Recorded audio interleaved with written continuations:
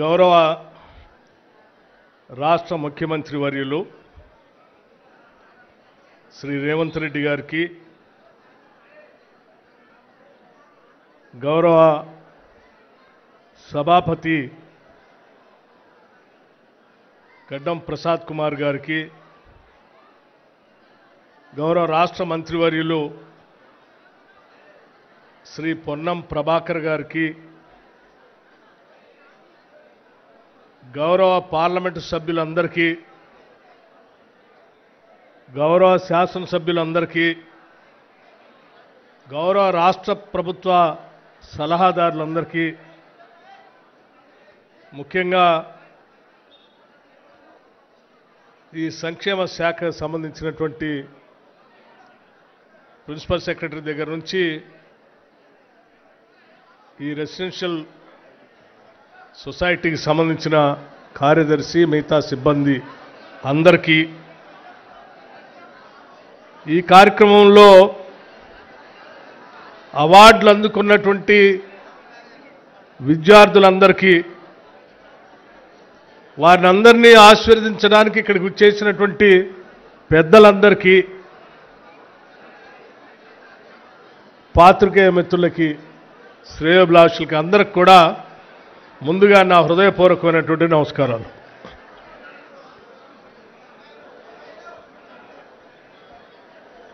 రాష్ట్ర ప్రభుత్వ రెసిడెన్షియల్ పాఠశాలలో చదువుకుంటున్నటువంటి విద్యార్థులకి బహుశా మొట్టమొదటిసారి ఈ రెసిడెన్షియల్ స్కూల్స్లో నుంచి IIT, NIT, IIIT, GPTS, MBBS, BDS లాంటి ప్రొఫెషనల్ కళాశాలల్లో అడ్మిషన్స్ పొంది చదువుకోవటానికి ముందుకు పోతున్నటువంటి విద్యార్థులందరికీ రాష్ట్ర ప్రభుత్వం నుంచి మొట్టమొదటిసారిగా ల్యాప్టాప్స్ని అందించడం అనేటువంటి ప్రక్రియ ఈ రాష్ట్ర ప్రభుత్వానికి విద్యార్థులు బాగా చదువుకోవాలని, ముఖ్యంగా ఆర్థికంగా సామాజికంగా వెనుకబడి ఉన్నటువంటి విద్యార్థులు బాగా ఎదగాలని ఉన్నటువంటి తపన దీని ద్వారా చాలా స్పష్టంగా కనిపిస్తూ ఉంది. అట్లాగే 10th క్లాస్లో టాపర్స్గా ఉన్నటువంటి వాళ్ళని కూడా పిలిచి ప్రోత్సహించి భవిష్యత్తులో ఇంకా బాగా చదువుకోవటానికి కావాల్సిన విధంగా వాళ్ళకు కూడా కొన్ని అవార్డ్స్ ఇచ్చి ప్రోత్సహించే విధానం ఈ గురుకుల పాఠశాలలో చదువుకున్నటువంటి విద్యార్థులంతా కూడా రేపొద్దున ఈ రాష్ట్రానికే కాదు దేశానికి, ప్రపంచానికి కూడా మార్గదర్శకంగా ఎదగాలనే అంత బలమైన కోరిక ఈ రాష్ట్ర ప్రభుత్వానికి, ముఖ్యంగా రాష్ట్ర ముఖ్యమంత్రి రేవంత్ రెడ్డి గారికి, అట్లాగే మంత్రిమండలి సభ్యులందరికీ బలంగా ఉన్నది కాబట్టే ఇటువంటి కార్యక్రమాలు తీసుకొని ముందు పోతా ఉన్నాం. ఈ కార్యక్రమాన్ని ఏర్పాటు చేసేటప్పుడు ఈరోజు మన రాష్ట్ర ప్రభుత్వం అధికారంలోకి వచ్చిన తర్వాత ఇందిరమ్మ ప్రభుత్వం, ప్రజా ప్రభుత్వం, పేదల ప్రభుత్వం, మనసున్న ప్రభుత్వం, ఈ ప్రభుత్వం అంతా ఆలోచన చేసి చేసిన పనులు ఒకసారి తప్పనిసరిగా మీ అందరితో కూడా పంచుకోవాలని అనుకుంటున్నాను. బహుశా నాకు తెలిసి రాష్ట్ర ప్రభుత్వ చరిత్రలో కానీ, ఉమ్మడి రాష్ట్ర ప్రభుత్వ చరిత్రలో కానీ ఎస్సీ ఎస్టీ సబ్ ప్లాన్కు సంబంధించి తూచా తప్పకుండా నిధుల్ని కేటాయించడమే కాదు, ఖర్చు చేయటానికి కూడా ఆలోచన చేసినటువంటి ప్రభుత్వం ఇంతవరకు లేదు. కేవలం రేవంత్ రెడ్డి గారి నాయకత్వంలో ఉన్నటువంటి తెలంగాణ ఈరోజు ఈ ప్రభుత్వం తప్ప. ఎందుకనంటే నేను ఉప ముఖ్యమంత్రిగా ఆర్థిక శాఖ చూస్తున్నటువంటి వ్యక్తిగా చెప్తా ఉన్నాను. గత 10 సంవత్సరాలు శాసనసభలో సిఎల్పి నాయకుడిగా, ప్రధాన ప్రతిపక్షలో కూర్చున్నటువంటి వ్యక్తిగా ప్రతి బడ్జెట్ మీద నేను మాట్లాడాను. ఆ లెక్కలన్నీ తెలుసు నాకు. అంతకుముందు ఉమ్మడి రాష్ట్రంలో కూడా ఈ SC sub plan ST sub plan తీసుకొచ్చినటువంటి కార్యక్రమంలో భాగంలో కూడా ఆనాటి కాంగ్రెస్ ప్రభుత్వం చట్టం తీసుకొని వచ్చిన తర్వాత ఆనాడు దామోదర్ రాజనరసింహ గారి నాయకత్వంలో ఆనాటి కాంగ్రెస్ ప్రభుత్వం ఒక చట్టం ఏర్పాటు చేయడానికి వేయటం, వారిచ్చినటువంటి సూచనలు శాసనసభలో ఆనాడు నేను డిప్యూటీ స్పీకర్గా చట్టాన్ని పాస్ చేసినటువంటి వ్యక్తిగా ఆనాటి నుంచి ఈనాటి వరకు చూస్తూ ఉన్నాను. మధ్యలో సరే రాష్ట్ర ఉద్యమాల సందర్భంగా దాన్ని ఆనాటి ఉమ్మడి ప్రభుత్వంలో కొద్దిగా గొప్ప అమలు చేశారు. కానీ రాష్ట్ర విభజన జరిగిన తర్వాత 10 సంవత్సరాలు టీఆర్ఎస్ ప్రభుత్వంలో ఈ సబ్ ప్లాన్కి సంబంధించిన నిధుల్ని పూర్తిగా గాలికి వదిలేసి ఈ వర్గాల్ని మాయలో భ్రమల్లో పెట్టి బతికారు తప్ప ఏమీ చేయలేదు. రాష్ట్ర బడ్జెట్లో దాదాపు 40,232 కోట్ల రూపాయలు ఎస్సీ సబ్ ప్లాన్ కింద ఈ సంవత్సర బడ్జెట్లో కేటాయించడం అనేది మామూలు విషయం కాదు. ఇది అంతేకాదు, గత ప్రభుత్వాల హయాంలో రూపాయి ఖర్చు పెట్టకపోతే దాన్ని క్యారీ ఫార్వర్డ్ చేయమని చట్టం చెప్తుంటే కూడా చేయలే. కానీ మన ప్రభుత్వం, మన ముఖ్యమంత్రి, మన మంత్రిమండలి కుదరదు, మనం తప్పనిసరిగా అమలు చేయాల్సిందే అని చెప్పి గత ప్రభుత్వంలో మిగిలిపోయి ఉన్నటువంటి 13,223 కోట్ల రూపాయలు కూడా క్యారీ ఫార్వర్డ్ చేసి ఈ రాష్ట్రం ఈ సంవత్సర బడ్జెట్లో కూడా దాన్ని ఎలా చేసి ఈరోజు మనం ముందుకు పోతా ఉన్నాం. వదిలిపెట్టలే డబ్బులు. అట్లాగే ఎస్టీ శాఖకు సంబంధించి ట్రైబల్ సబ్ ప్లాన్కి సంబంధించి కూడా 17,169 కోట్ల రూపాయలు ట్రైబల్ సంక్షేమం కోసం ఈ రాష్ట్ర ప్రభుత్వం ఈ బడ్జెట్లో ఈ సంవత్సరం కేటాయించింది. దాదాపు 1,296 కోట్ల రూపాయలు ఖర్చు కానటువంటి ట్రైబల్ సబ్ ప్లాన్కి సంబంధించిన నిధుల్ని వదిలేయకుండా క్యారీ ఫార్వర్డ్ చేసి ఈ రాష్ట్రం ఈ సంవత్సర బడ్జెట్లో కూడా మన ప్రభుత్వం, ఇందిరమ్మ ప్రభుత్వం దాంట్లో కేటాయించి ముందుకు తీసుకొని పోతున్నాం. నిధులు దుర్వినియోగం కావటానికి వీల్లేదు, పక్క పోవటానికి వీల్లేదు. ఇది చేయటం అంటే ఆషామాషిగా జరిగే పని కాదు. దానికి పెద్ద మనసున్న ముఖ్యమంత్రి కావాలి. ఈ వర్గాలకి మేలు చేయాలి ఎట్టి పరిస్థితుల్లో అని కేబినెట్లో నిర్ణయం తీసుకున్నటువంటి కార్యక్రమాన్ని అమలు చేసేటువంటి వ్యవస్థ ఉండాలి. అది మరి ఇన్ని సంవత్సరాలు సాధ్యం కాలేదు. ఈసారి ఈ సంవత్సరం సాధ్యం అయింది అని అంటే అది కేవలం ఈరోజు రాష్ట్ర ముఖ్యమంత్రిగా రేవంత్ రెడ్డి గారు ఉండటం, ఉప ముఖ్యమంత్రిగా ఆర్థిక శాఖగా నేనుండటం, నాతో పాటు నా మంత్రివర్గ సహచరులు అందరూ పొన్నం ప్రభాకర్ గారి దగ్గర నుంచి మొదలుపెడితే ప్రతి మంత్రి కూడా ఈ కాంగ్రెస్ ప్రభుత్వంలో ఈ నిధులను ఖర్చు పెట్టాల్సిందే అని చెప్పి గట్టిగా వారు చెప్పబట్టే ఈరోజు మనం చేయగలుగుతున్నాం. కేవలం ఏదో మాటలు చెప్పి ఓట్లు పొంది అధికారంలోకి వచ్చి ఆ అధికారాన్ని హోదాగా అనుభవిస్తూ బతకాలనేటువంటి ఆలోచన ఈ రాష్ట్ర ప్రభుత్వానికి లేదు. అధికారం అనేది ఒక ప్రధాన ఉద్దేశం కోసం ఉండాలని, ఆ ఉద్దేశం ఈ సమాజంలో వెనుకబడి ఉన్నటువంటి అన్ని వర్గాల ప్రజానీకానికి రాష్ట్ర వనరుల నుంచి వస్తున్నటువంటి ఆదాయాన్ని దామాషా ప్రకారం ఖర్చు పెట్టి వాళ్ళందరి జీవితాల్లో వెలుగు నింపాలనే ఈ రాష్ట్ర ప్రభుత్వం యొక్క లక్ష్యంగా ముందు పెట్టుకొని ముందుకు పోతా ఉన్నాం తప్ప వేరే లక్ష్యం మాకు లేనే లేదు. ఇదే మా ముందున్నటువంటి లక్ష్యం. అందుకే ఇవాళ ఎవరు ఈ దేశంలో ఎవరు ఊహించలేనంత ఎత్తున ఒకటే సంవత్సరంలో దాదాపు 100 పైబడి యంగ్ ఇండియా ఇంటిగ్రేటెడ్ రెసిడెన్షియల్ స్కూల్స్ని ఒక్కొక్క స్కూలు 200 కోట్ల రూపాయలతో, not 1 crore, 2 crores, 3 crores or 20 crores, 200 crores 200 కోట్ల రూపాయలతో కనీసం 25 ఎకరాలకు తగ్గకుండా ప్రపంచంలో ఉన్నటువంటి ఏ ప్రైవేట్ స్కూల్ కూడా మనకంటే బాగుందని ఎవరు అనుకోవటానికి లేదు. వాటన్నిటికంటే కూడా ఇవి బాగుండాలని ప్రత్యేకంగా శ్రద్ధ తీసుకొని ఒక 100 స్కూల్స్ని ఈ సంవత్సరమే 104 స్కూల్స్ అనుకుంటా ఈ సంవత్సరమే శాంక్షన్ చేసి ఈ దేశ చరిత్రలో ఒక సువర్ణ అధ్యక్షాన్ని రాయగలిగామనంటే కేవలం ఆ తపన ఉంది కాబట్టి చేయగలుగుతున్నాం. ఎక్కడో ఊరు బయట విసిరేసినట్టు, లేకపోతే సమాజంలో కలవనేయకుండా ఎక్కడో ఉంచినట్టు, ఎక్కడో పక్కన ఒక స్కూల్ పెట్టినట్టు కాకుండా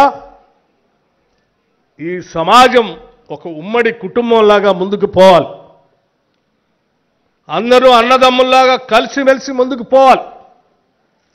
తారతమ్యాలు లేని సమాజ నిర్మాణం జరగాలి అనే ఆలోచనతోనే ఈ రాష్ట్ర ప్రభుత్వం ముఖ్యమంత్రి రేవంత్ రెడ్డి గారి నాయకత్వంలో ఆలోచన చేసింది. కాబట్టే ఈ యంగ్ ఇండియా ఇంటిగ్రేటెడ్ రెసిడెన్షియల్ స్కూల్స్లో SC, ST, BC, minority, even OC students అందరినీ కలిపి ఒకటే ప్రాంగణంలో 2600 మంది విద్యార్థులతో 25 ఎకరాల ప్రాంగణంలో ఇంటర్నేషనల్ స్టాండర్డ్స్తో ఇంగ్లీష్ మీడియంతో ఈరోజు 100 స్కూల్స్ని స్టార్ట్ చేసుకుంటున్నాం మనం. ఇది ఆషామాషి కార్యక్రమం కాదు. గతంలో స్కూల్ స్టార్ట్ చేస్తే బిల్డింగ్ ఉండదు.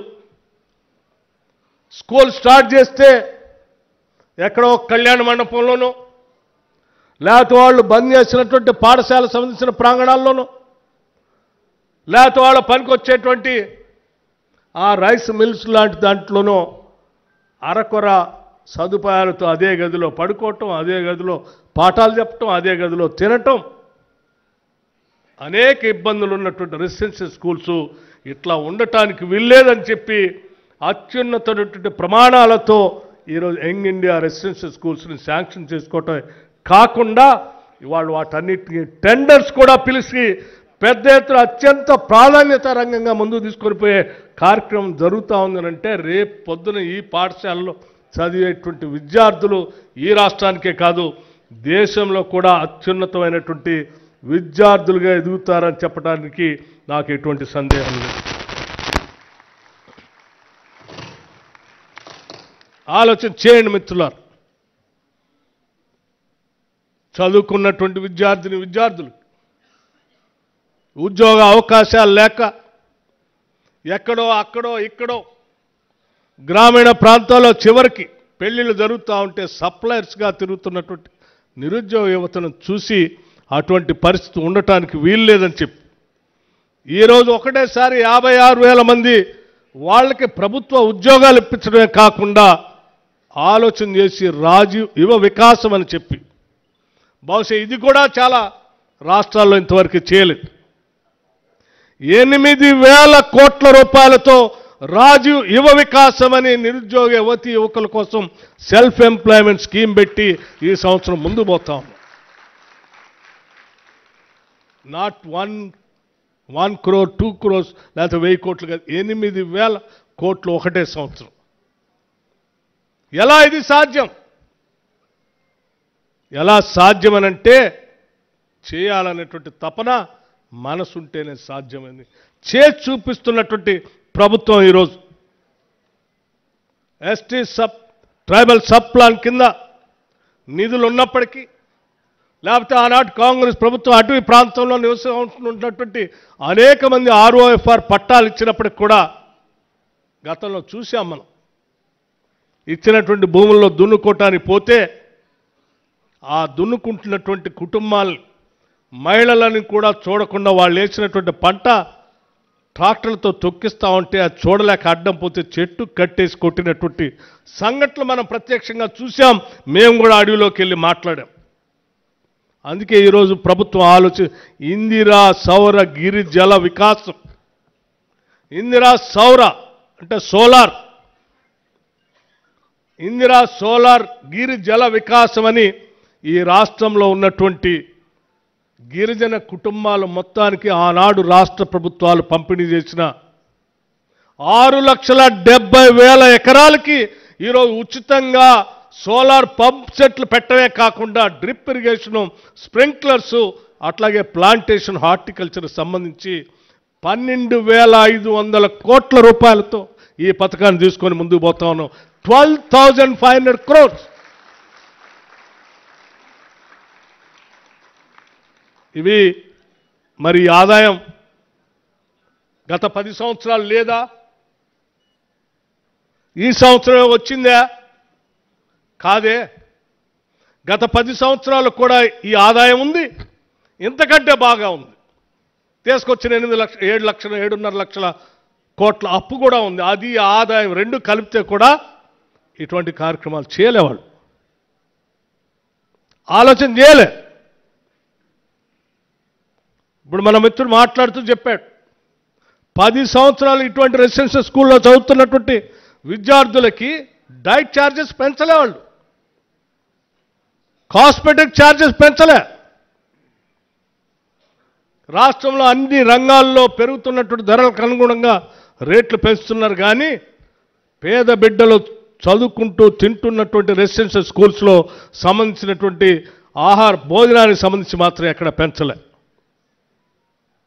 మన ప్రభుత్వం రాగానే మనం ముఖ్యమంత్రి, మంత్రిమండలంతా కూర్చొని ఆలోచన చేసి ఈ బిడ్డల భవిష్యత్తే మన భవిష్యత్తు, వాళ్ళ కోసం మనం ఆలోచన చేయాలని చెప్పి ఒకటేసారి కమిటీ వేసి 15 రోజుల్లో రిపోర్ట్ తెప్పించి 40% డైట్ ఛార్జెస్ని పెంచినటువంటి చరిత్ర ఈ ప్రభుత్వాన్ని. 200% కాస్మెటిక్ ఛార్జెస్ పెంచి పాపం పాఠశాలలో చదువుతున్నటువంటి విద్యార్థులకు ఉన్నటువంటి సమస్యలు కుటుంబంలో ఉన్నటువంటి తల్లిదండ్రులకే తెలుస్తుంది. అటువంటి వాళ్ళ కోసం 200% పెంచి వెంటనే రిలీజ్ చేయడమే కాదు, ఇది పెంచిన వృధా కూడా పోవటానికి వీల్లేదని చెప్పి చీఫ్ సెక్రటరీ స్థాయిలో కమిటీలేసి సీనియర్ అధికారులందరికీ కూడా బాధ్యత చెప్పి స్టేట్ లెవెల్లో ఒక కామన్ మెనూ పెట్టి ఏ రోజు ఏ భోజనం ఉండాలో, మార్నింగ్ ఏంటి, బ్రేక్ఫాస్ట్ ఏంటి, లంచ్ ఏంటి, సాయంత్రం పూట వాళ్ళకి ఈవినింగ్ ఇచ్చేటువంటి స్నాక్స్ ఏంటి, లేకపోతే రాత్రి డిన్నర్ ఏంటి అని చెప్పి డాక్టర్స్తో డైట్ రాపిచ్చి న్యూట్రిషియస్ ఫుడ్ వాళ్ళకి అందిస్తే మనం చెప్పే బుద్ధులతో పాటు, విద్యా బుద్ధులతో పాటు శారీరకంగా మానసికంగా కూడా బాగా ఎదిగి ప్రపంచంతో పోటీ పడతారనేటువంటి ఒక తపనతోనే ఈ రాష్ట్ర ప్రభుత్వం ఈ 40% డైట్ ఛార్జెస్ పెంచింది, 200% డైట్ ఛార్జెస్ పెంచింది. ఇవన్నీ కేవలం ఈ రాష్ట్ర సంక్షేమం కోసం ఆలోచన చేసే. మేము కూడా గత పాలకుల్లాగా మాటలు చెప్పొచ్చు, గత పాలకుల్లానే కేటాయించామని చెప్పి ఖర్చు చేయకుండా చేయొచ్చు. కానీ మేము అధికారంలోకి వచ్చింది ఆ లక్ష్యంతో రాలే. మేము వచ్చిందే ఒక పర్పస్తో వచ్చాం. నేను కానీ, మా ముఖ్యమంత్రి రేవంత్ రెడ్డి గారు కానీ, లేకపోతే మా శాసనసభ్యులు కానీ, మా మంత్రిమండలిలో ఉన్నట్టు ఏ మంత్రి అయినా ఒక లక్ష్యం కోసం వచ్చాం.